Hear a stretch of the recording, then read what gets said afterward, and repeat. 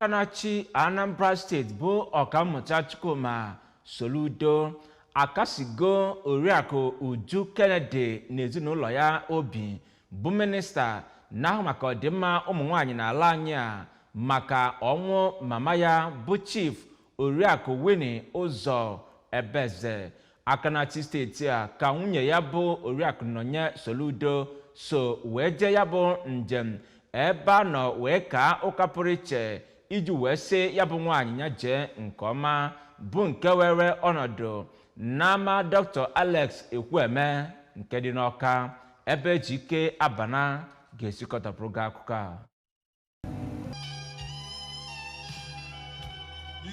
Govano Soludo onye kọwara Oriakụ Ụzọ Ebeze lagoro mmụọ dịka onye biri ndụ jupụtara n'ihe ịrịba ama kpere ekpere ka Chineke nara mkpụrụ obi ya na ndokwa ma nyekwa ndị ezinụlọ ọ rapụrụ obi isi ike iji wee nabata ya bụ oke ihe mgbu.